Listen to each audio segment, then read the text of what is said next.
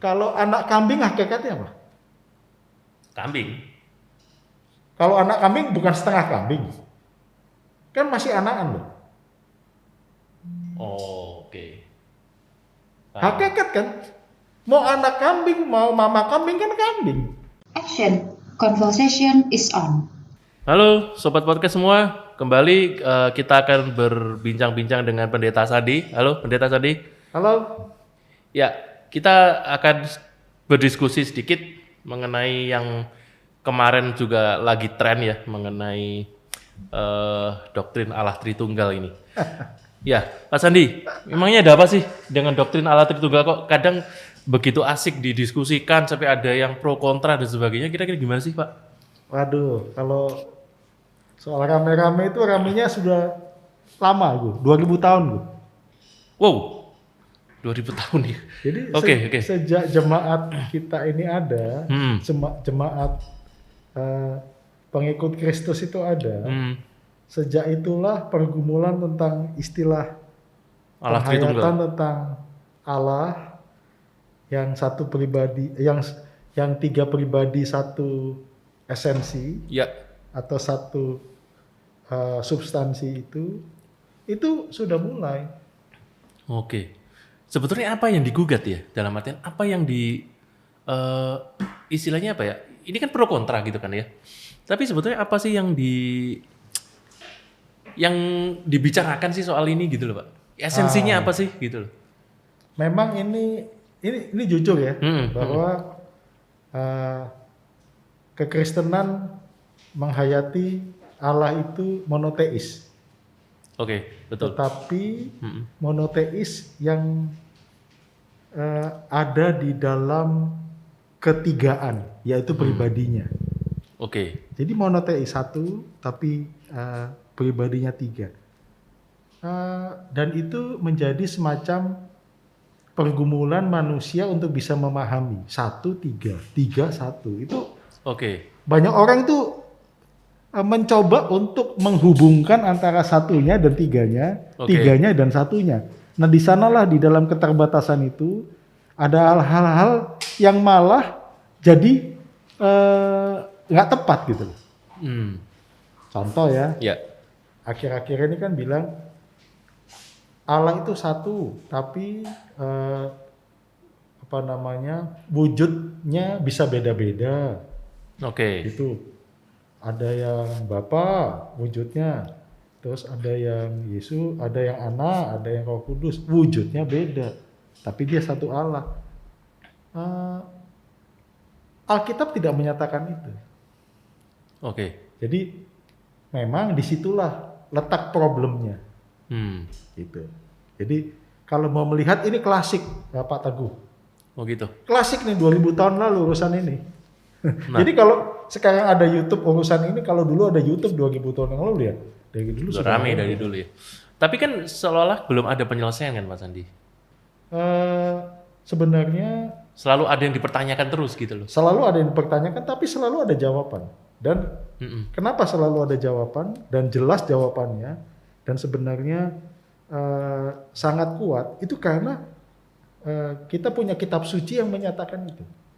Oke, mungkin bisa diinin Pak, jadi dijabarkan.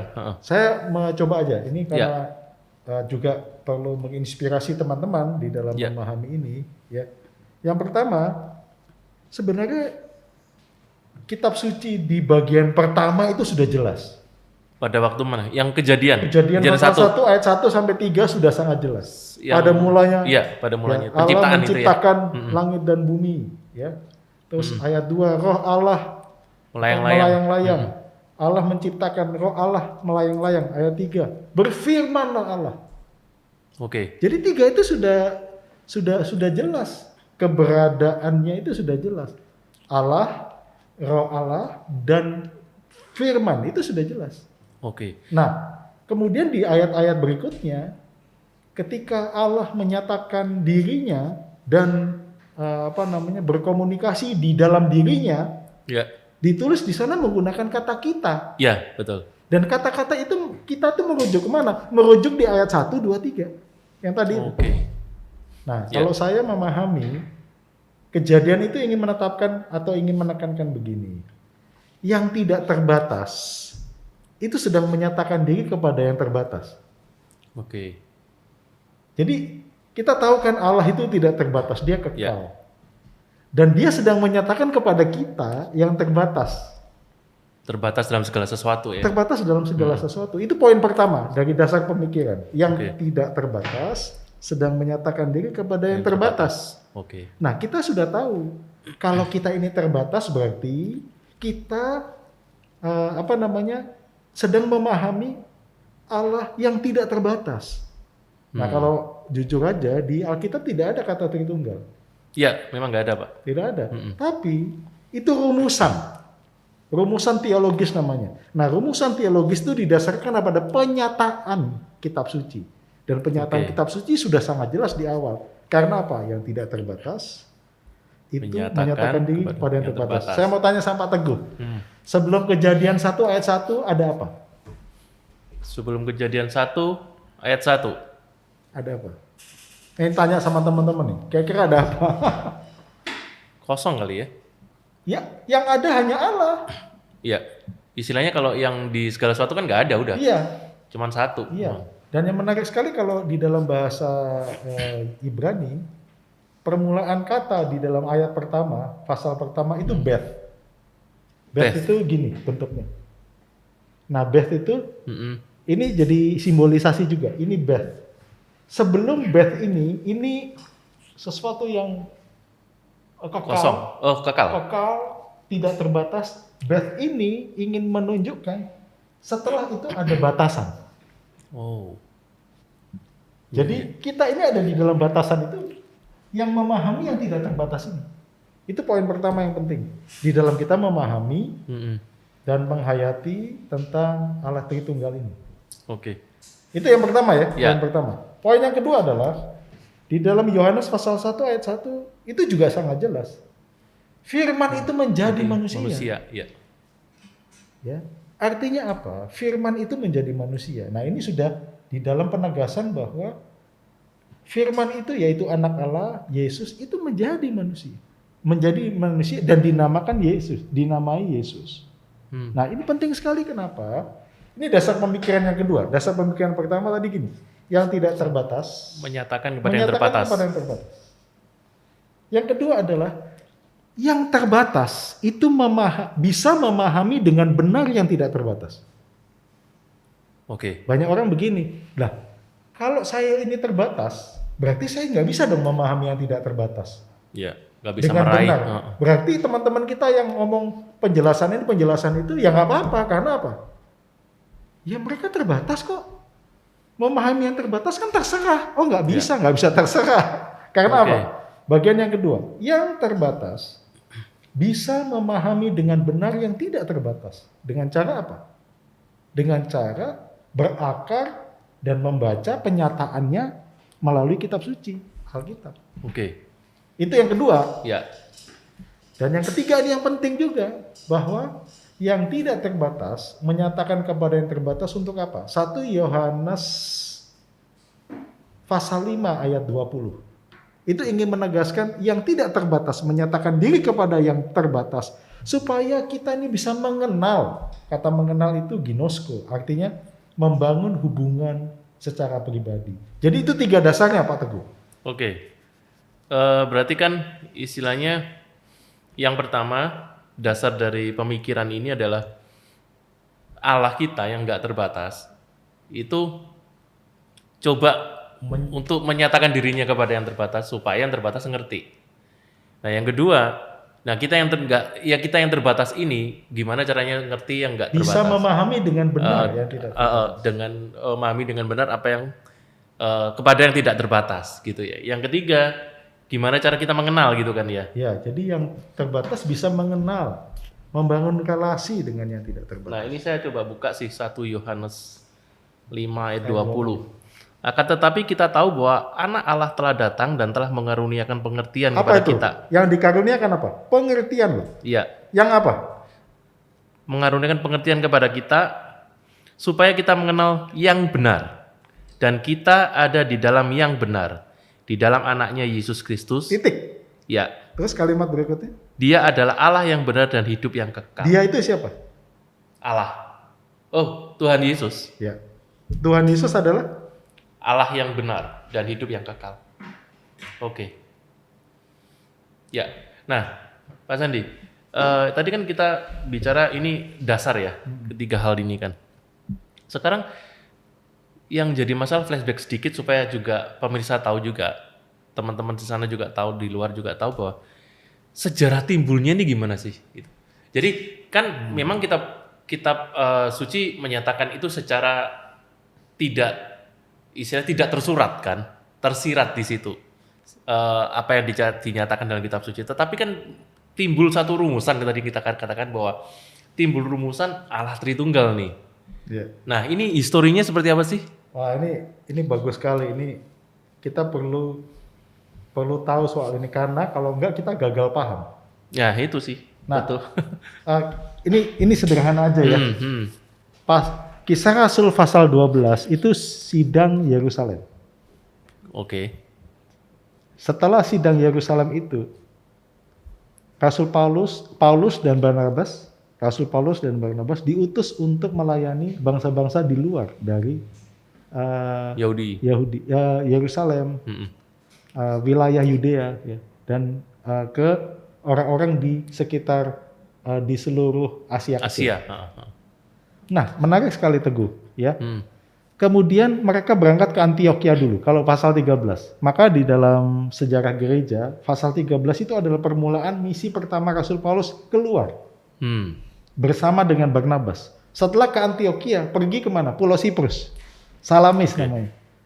Nah, setelah Pulau Siprus, dia pergi lagi ke bagian kota-kota. Efesus lah, Galatia, misi pertama. Iya, semuanya di sana. Nah, kalau teman-teman lihat peta, itu Turki atau Asia Kecil, itu ada namanya Kapadokia, Galatia, dan kota-kota masih ada sekarang. Ya. Nah, sekali waktu kalau mau ke sana bisa lihat ada jejak sejarahnya di situ. Dan Teguh tahu bahwa begini. Setelah jemaat mula-mula disebutkan zaman jemaat mula-mula, ini namanya zaman bapak-bapak gereja. Oke. Zaman bapak-bapak gereja itu dimulai sebenarnya abad kedua. Itu berarti setelah pelayanan Paulus ya, sama Barnabas ya? Terakhir itu Rasul itu Yohanes. Setelah dia setelah Rasul Yohanes masa Rasul itu selesai, ada masa bapak-bapak gereja. Oke. Itu dimulai dari apa? Yang paling tua ya, kalau sebutkan namanya. Ini enggak, mungkin nama ini sering kita dengar, tapi itu nama dari mana ya? Siapa di sini yang namanya Clement? Punya teman namanya Clement? Anak remaja ada Clement. Clement itu bapak gereja. Ada anak remaja. Oke. Abad kedua pertengahan, 150-an. Ya. Muridnya Origenes namanya. Ini saya sebutkan Origen, Clement, Basilius, nama-nama Polikarpus, itu semua nama-nama yang abad kedua, abad ketiga. Nah, tadi ya dijelaskan bahwa jemaat itu kan bertumbuh. Efesus, Galatia, terus ada jemaat-jemaat yang lain, Filipi, itu di Asia Kecil. Nah, Teguh tahu. Setelah abad kedua, abad ketiga, keempat, mereka ini ya jemaat yang ada itu, yang bertumbuh itu kumpul di satu tempat namanya apa? Nisea. Oh iya. Maka disebut dengan Konsili Nisea. Konsili Nisea. Nah, pertanyaan begini, Konsili Nisea itu bukan di Indonesia. Konsili Nisea itu bukan di Roma, bukan di Eropa bagian sana, bagian Portugis. Nisea itu di sebelahnya Konstantinopel dan di dekatnya juga Efesus dan yang lain. Itu artinya apa? Konsili pertama Nisea, konsili kedua Konstantinopel. Ya, konsili ketiga berikutnya Efesus, Kanseldon dan sebagainya. Itu kota-kota di dekat situ, Bu. Oke. Apa artinya? Artinya begini. Artinya adalah setelah jemaat mula-mula, setelah bapak-bapak gereja itu bertumbuh sampai dengan abad keempat. Di kota-kota itu kemudian mereka berkumpul. Berkumpul apa? Membicarakan ini semua. Membicarakan tentang Allah, penghayatan tentang Allah Bapa, Anak dan Roh Kudus. Dan mereka menetapkan dan memutuskan itu. Dan itu bukan sesuatu yang teori gitu loh, tapi sesuatu yang mereka sudah hidupi. Berdasarkan penghayatan mereka. Berdasarkan penghayatan dan surat-surat Rasul Paulus yang sudah tersebar. Oke. Maka timbullah doktrin ini. Timbullah pemahaman ini dari dasar-dasar yang sudah mereka dapatkan dan terima. Jadi gini, adalah salah tuduhan mengatakan bahwa ini merupakan Tritunggal, merupakan rekayasa atau hasil dari pemikiran manusia. Itu salah. Oke. Ini merupakan sesuatu yang mereka hidupi. Dan kehidupan itu dinyatakan dari firman Tuhan yang mereka pegang dan surat-surat Rasul Paulus yang sudah tersebar. Injil Tuhan Yesus, ingat. Matius pasal 28, ingat gak? Ayat yang ke-19-20. Baptiskanlah mereka dalam nama Allah Bapa, Putra dan Roh Kudus. Di dalam nama. Itu satu nama. Bapa, Putra, Bapa, Anak dan Roh Kudus. Itu sudah merupakan formulasi baptisan di dalam jemaat mula-mula. Nah, itu dipakai. Jadi itu Teguh. Nah, ini apakah bisa kalau supaya kita istilahnya nggak salah ya Pak ya? Apakah kenapa disebut doktrin ya? Apakah benar sih doktrin? Doktrin ini kan semacam suatu rumusan untuk pengajaran. Ya, doktrin adalah rumusan untuk pengajaran atau bahasa istilah lain adalah dogmatika, ya, yang lebih sistematis. Ya. Doktrin, dogmatika atau rumusan ajaran, betul. Itu rumusan-rumusan ajaran karena begini, ini kan menyangkut tentang banyak orang. Ya. Kalau ada banyak orang kan kita perlu sepakat tentang terminologi. Oke. Betul nggak? Itu yang perlu dirumuskan. Iya. Jadi gini, oke, kita iman, sama-sama tahu. Kalau gitu kita nggak usah ngomong masalah rumusan, kan aneh gue. Kita harus merumuskan itu supaya apa? Itu menjadi semacam kesepakatan dari dasar pemahaman ini, dari dasar penghayatan ini. Supaya kita bisa melihat bahwa ini satu bahasa kitanya. Ya. Nggak mempunyai interpretasi lain-lain gitu kan. Tapi jangan sampai lupa rumusan teologis itu atau rumusan doktrin itu tidak boleh dilepaskan dari ayat-ayat firman Tuhan yang merupakan penyataan Allah. Jadi gini, kenapa kemudian semua risalah-risalah atau catatan-catatan tentang doktrin di bawahnya harus ada ayat-ayat rujukan. Kalau enggak, memang itu hasil pemikiran manusia. Ya.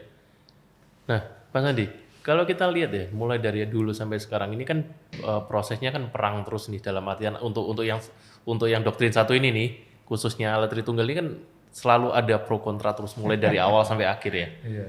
Nah, kenapa itu menjadi satu istilahnya gini?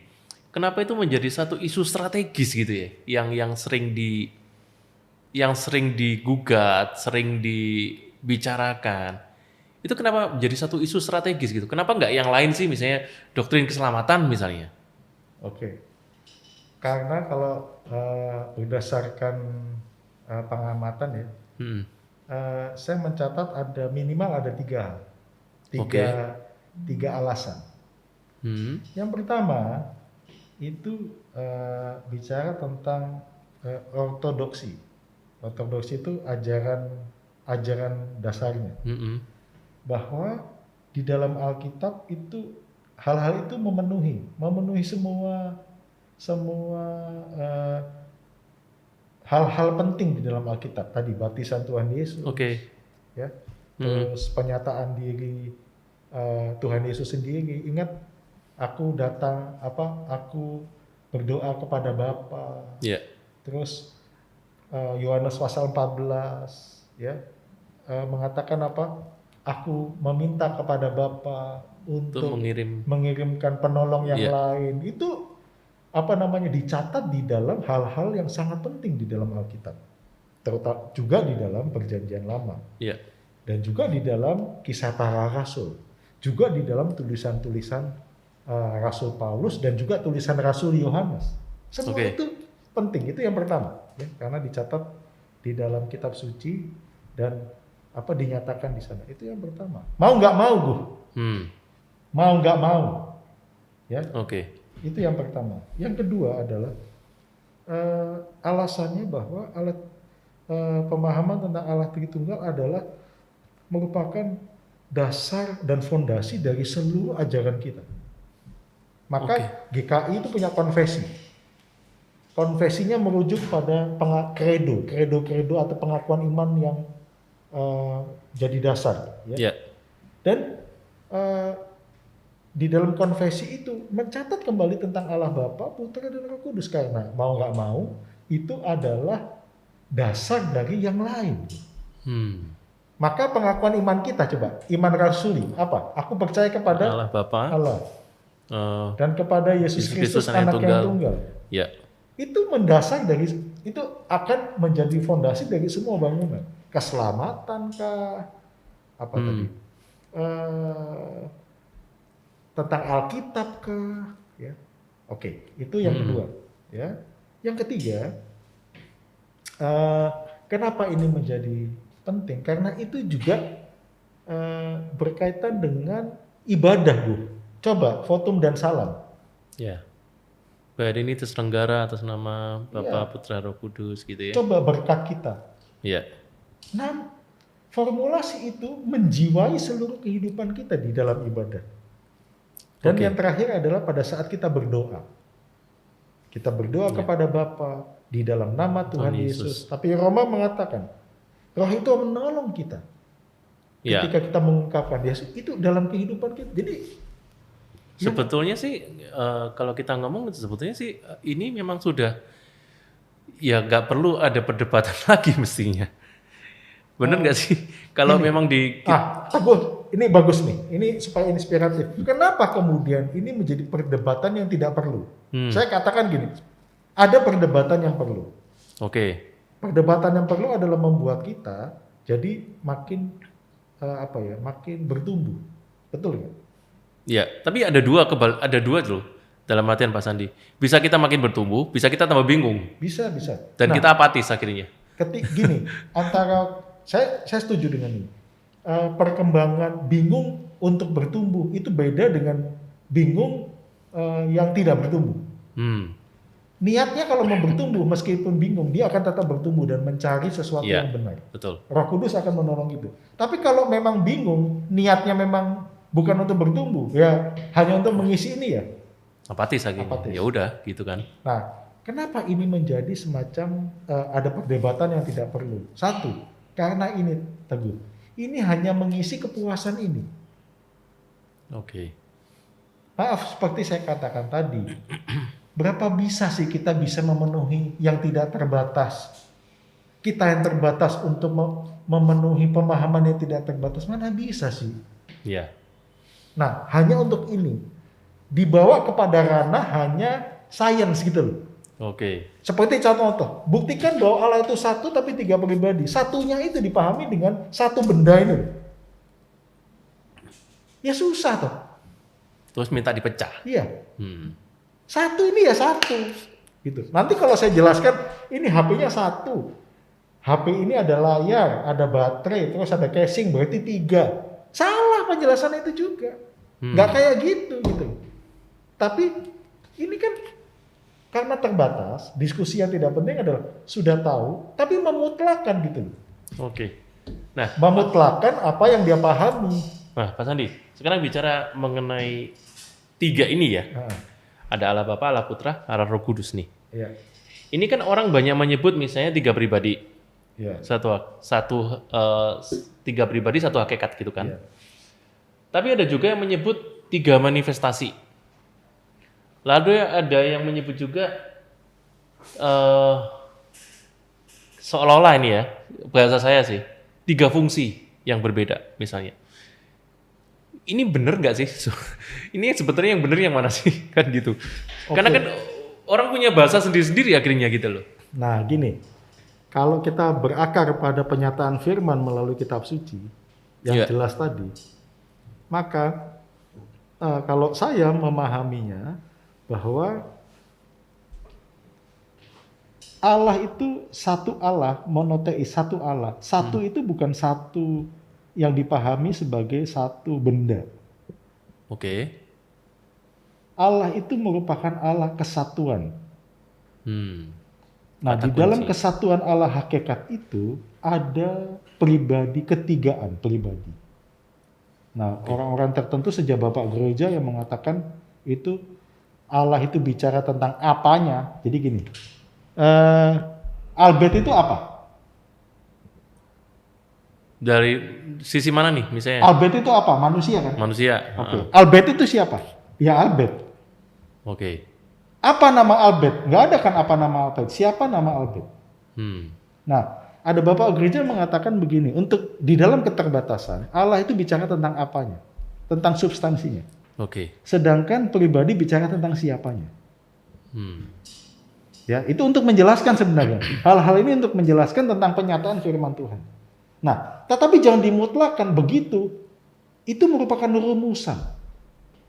Rumusan untuk kita bisa memahami bahwa di dalam keesaan itu, di dalam kesatuan itu ada kepelbagian, perbedaan antara pribadi. Yang tentunya tidak bisa dipisahkan satu dengan yang lain. Nah, kalau Teguh tadi tanya, itu 3 pribadi ya. Nah, sekarang manifestasi. Manifestasi itu apa? Manifestasi itu penyataan, perwujudan. Iya, bentuk penyataan. Teguh di sini menyatakan dirinya sebagai teman. Tapi di rumah menyatakan diri sebagai Kepala keluarga. kepala keluarga. Di kantor menyatakan diri sebagai Karyawan. ya, itu manifestasi. Tapi bisa nggak disebut itu? Dengan dasar ini, pemikiran yang tadi. Menurut saya ilustrasi ini sudah ditolak oleh gereja. Karena itu bisa dipahami bahwa satu pribadi, satu esensi itu satu pribadi. Tetapi 3 wujud, tiga manifestasi. Nah, kalau yang ketiga tadi fungsi. Ya. Nah, 3 fungsi ini memang itu yang dipahami di dalam Tritunggal ada fungsi yang menonjol. Siapa yang menyelamatkan? Yesus. Siapa yang menyertai jemaatnya sekarang? Roh Kudus. Siapa yang menciptakan? Oh gitu ya. Allah Nah, Bapa. itu fungsi. Nah, kalau menurut saya 3 pribadi ini adalah memiliki dinyatakan di Alkitab, bukan memiliki, tetapi ketika ada di dalam fase sejarah manusia, ada penekanan di dalam 3 pribadi itu di dalam babakan-babakan fase. Contoh, yang menyelamatkan, yang menonjol di sana Tuhan Yesus yang mati di kayu salib. Ya. Yang menyertai, Roh Kudus menyertai jemaatnya. Ada penekanan-penekanan fungsi di sana. Nah, kalau manifestasi ini yang sudah ditolak oleh gereja. Oke. Kalau hakikat, misalnya? Hakikat itu kita pahami di dalam bahasa yang dipakai, ya.